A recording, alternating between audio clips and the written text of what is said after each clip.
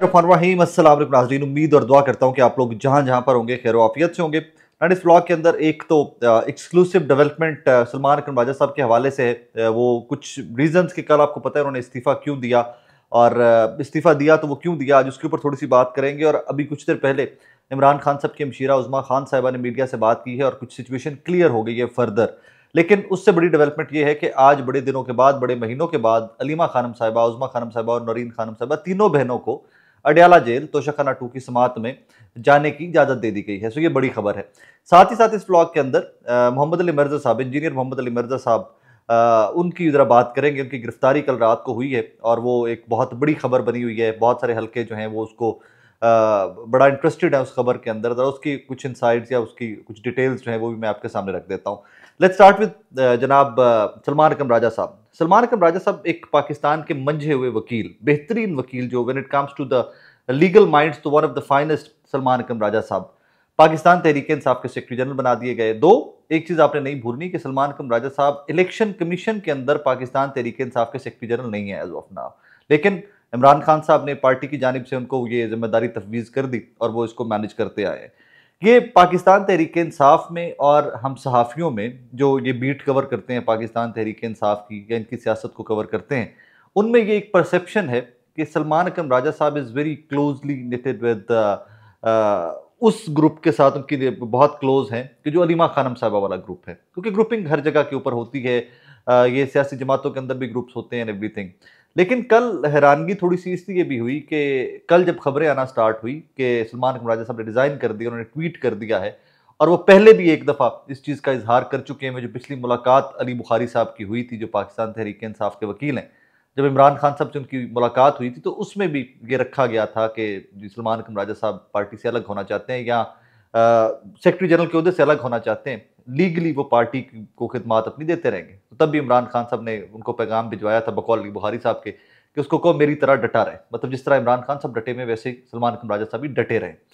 अब इसमें थोड़ी सी क्लैरिटी आ रही है। कल लोगों को यह था कि शायद सलमान अकरम राजा साहब की लड़ाई अरयमीन गंडापुर साहब से माजी में हो चुकी हुई है, काफ़ी तल्ख कलामियाँ पार्टीज में होती रहती होंगी, शायद नॉम होगा। लेकिन कल कहानी तो कुछ बदली थी। कल कहानी थी अलीमा खानम साहिबा की और सलमान अकरम राजा साहब की कोई तल्ख कलामी किसी व्हाट्सएप ग्रुप के अंदर हुई है, जो पॉलिटिकल कमेटी का ग्रुप है। और वो डिसीजन क्या है, उस डिसीजन के ऊपर आज फिर बात की है उज़्मा खानम साहिबा ने, जो मुलाकात में इमरान खान साहब से मौजूद थी, पिछली मुलाकात में जिसमें यह डिसीजन लिया गया था ज़िमनी इंतखाब को लेकर। कहानी ये बज़ाहिर बताई जा रही है कि इमरान खान साहब नहीं चाहते कि पार्टी इलेक्शन लड़े, लेकिन पार्टी ये चाहती है कि वो इलेक्शन लड़े।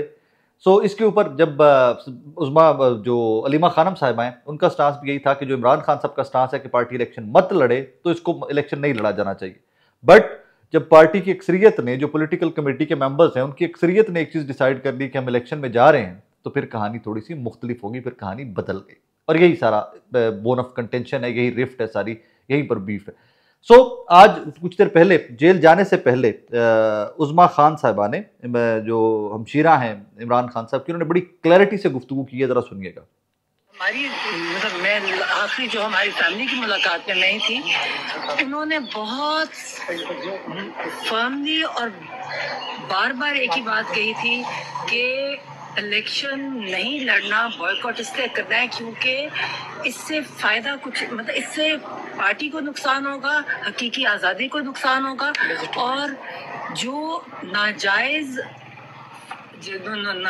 उन्होंने वो जो डिस्क्वालिफिकेशंस कर रहे हैं, कहते उसको लेजिटिमाइज कर देंगे, उसको जायज़ कर देंगे। कहते इस इलेक्शन लड़ने में मुझे किसी ने आके उनको कहा यही कि इलेक्शन कोई कह रहा है कर लें, कहते मुझे एक फ़ायदा बताओ कि इससे पीटीआई को क्या फ़ायदा होगा।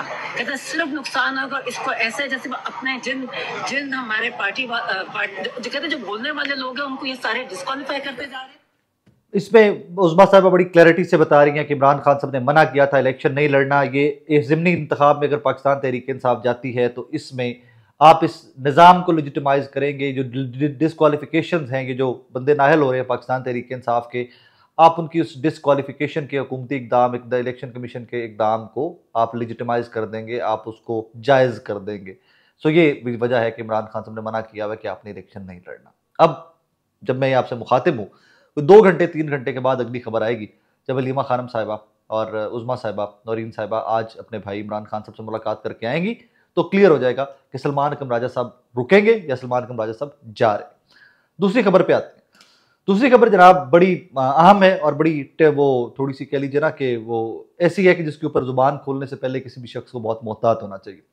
जनाब इंजीनियर मोहम्मद अली मिर्जा साहब, मिर्जा साहब रिलीजियस सेल्फ प्रोक्लेम्ड स्कॉलर, या कह लीजिए कि बहुत चीज़ों के ऊपर उनकी बहुत ग्रिप है। सो अभी कल मिर्जा साहब को ये खबर आई कि जनाब एनसीसी के नेशनल साइबर क्राइम एजेंसी ने, कह लीजिए कि माजी का एफआईए या साइबर क्राइम माजी का जो था, उसने जनाब गिरफ्तार कर लिया उनको। रात को ये खबर आई, बहुत वायरल हुई, बहुत ब्लॉग्स हुए इसके ऊपर, लेकिन किसी भी बंदे ने इस खबर की तह तक जाने की कोशिश नहीं की कि क्यों गिरफ्तार किया है, और अगर गिरफ्तार किया तो वाकई एनसीसी ने गिरफ्तार किया है। किसी बंदे ने इसके ऊपर बात करने, काम करने की कोशिश नहीं की। रात तक यही चलता रहा सारे सोशल मीडिया के ऊपर। ये वही इंजीनियर मोहम्मद अली मिर्जा साहब हैं, कभी आफ्ताब इकबाल साहब, कभी इमरान रियाज खान साहब, कभी इमरान खान साहब पाकिस्तान तहरीक इंसाफ उनके टारगेट पे होती है, कभी वो इमरान खान साहब के बहुत सारे इकदाम के बहुत बड़े हिमायती थे। इनके बारे में इमरान रियाज खान साहब ने कहा था कि जनाब एक दफ़ा के इंजीनियर मोहम्मद अली मिर्जा साहब ने मुझसे रब्ता किया था इमरान रियाज खान साहब से कि मेरी वज़ीर आज़म इमरान खान साहब से मुलाकात करवा दें। सो बहुत सारी कॉन्ट्रोवर्सीज माजी में एक्सक्यूज़ मी, बहुत सारी कॉन्ट्रोवर्सीज माजी में इंजीनियर मोहम्मद अली मिर्जा साहब से जुड़ती रही हैं। मेरी वो उसमें मेरी काफ़ी सारी कॉरस्पॉन्डेंस रही इन सारे कॉन्ट्रोवर्सीज के अंदर, कि मैं इमरान रियाज खान साहब से भी रब्ते में था, आफ्ताब इकबाल साहब से भी कोई ना कोई रब्ता हो जाता था, और इधर से जो है वो मोहम्मद अली मिर्जा साहब, मैं उनको 2-4 दफ़ा पॉडकास्ट उनके साथ रिकॉर्ड कर चुका हुआ था, मेरी उनकी टीम से भी और डायरेक्टली मिर्जा साहब से भी कोऑर्डिनेशन थी, मेरा रब्ता था उनसे भी। सो एनीवेज कहानी का लेट्स का कट शॉर्ट कर दूं आपको। मिर्जा साहब को कल हिरासत में लिया गया, लेकिन एनसीसीए की जानिब से नहीं लिया गया।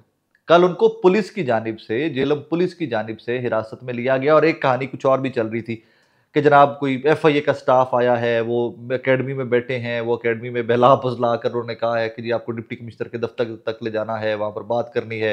वो लेकर गए हैं उनको और फिर वहाँ पर उनको गिरफ्तार कर लिया गया एंड एवरीथिंग। बेसिकली उनको 3 MPO के तहत हिरासत में लिया गया है। ये हिफाजती तहवील होती है, नक्शे अमन का खतरा जिसको कहते हैं। नक्शे अमन के खतरे के तहत इंजीनियर मोहम्मद अली मिर्जा साहब को तहवील में ले लिया गया है। जिस टॉपिक के ऊपर बात की गई है मिर्जा साहब की जानिब से, वो इतना ट्रिकी है, या वो कह लीजिए कि इतना खतरनाक है कि मैं वो जुमले, मैं वो सेंटेंसेस रिपीट नहीं कर सकता।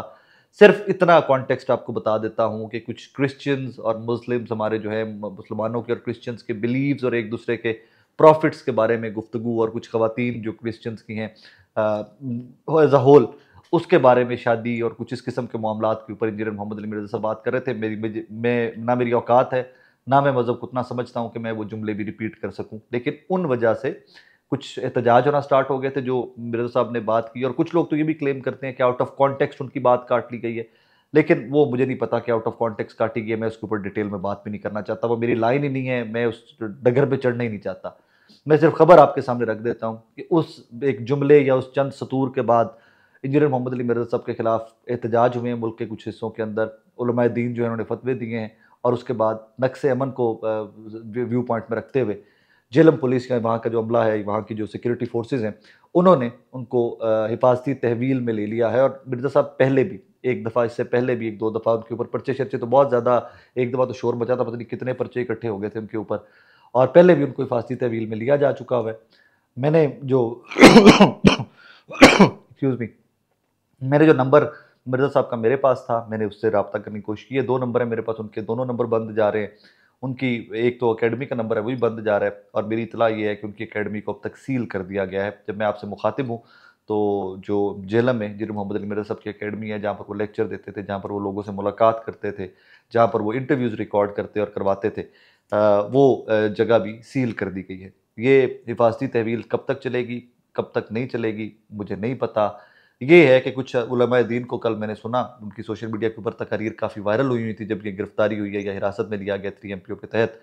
तो एक साहब फरमा रहे थे कि या इंजीनियर साहब पाकिस्तान से उड़ जाएंगे, पाकिस्तान छोड़ के जाएंगे, या वो गिरफ्तार होंगे। और ये उस टाइम ही की बहुत वायरल हुई है, तकरीब इब्तिसाम इलाही ज़हीर साहब की उसी टाइम के ऊपर बहुत वायरल हुई है कि जब मिर्ज़ा साहब को 3 MPO के तहत हिरासत में लिया गया। So just to clarify that कि ये मिर्ज़ा साहब को गिरफ्तार एफआईए या एनसीसीए ने नहीं किया, उनको हिरासत में 3 MPO के तहत लिया गया कि जो भी पॉलिटिकल, वो रिलीजियस मामलात, जो दीनी मजहबी मामलात चल रहे हैं, उसमें कहीं जज्बात इस कदर ना भड़क जाएँ कि कोई बहुत बड़ा, अल्लाह ना करे, कोई एहतजाज या कोई बहुत बड़ा हादसा ना हो जाए। लिहाजा उनको हिरासत में ले लिया गया है, उनको तहवील में ले लिया गया है, ताकि वो सिक्योरिटी और अमन की फ़ज़ा जो है वो कायम रखी जा सके। और आई थिंक मैं इस टॉपिक के ऊपर इतनी ही खबर की हद तक आप तक पहुँचाऊँगा।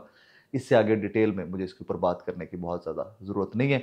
आप अपना बहुत सारा ख़्याल रखिएगा। अगले व्लॉग में इंशाल्लाह, अगला व्लॉग जो है उसमें भी पाकिस्तान तहरीक-ए-इंसाफ के मुस्तकबिल, सलमान अकरम राजा साहब का मुस्तकबिल जो है उसके हवाले से वो बहुत अहम होगा, क्योंकि आज इमरान खान साहब क्लैरिटी से बता देंगे कि what is going to happen. और ये ज़िमनी इलेक्शंस के ऊपर भी मैं जाते-जाते एक और जुमला आपकी खिदमत में गोशगुज़ार कर जाऊँ कि पाकिस्तान तहरीक-ए-इंसाफ के वो तमाम लोग जो डिस्क्वालीफाई हुए हैं, ये उनका भी फैसला है कि इलेक्शन में जाना चाहिए, इलेक्शन लड़ना चाहिए, वरना हमारी सीटें जो हैं, जो हमारे हल्के हैं, अगर हम वो इलेक्शन स्किप कर देते हैं, ज़िमनी हम छोड़ देते हैं, तो वो बहुत गैर महफूज और अनसेफ हो जाएंगे। वो उन हाथों में चले जाएंगे कि नई नई फैमिलीज़, नए नए लोग आकर वहाँ से इलेक्शन लड़ लेंगे। तो फिर हमारे लिए वो रीगेन करना अपनी स्ट्रेंथ एंड पॉपुलरिटी उन हल्कों के अंदर दोबारा से प्रॉब्लम बन जाएगा।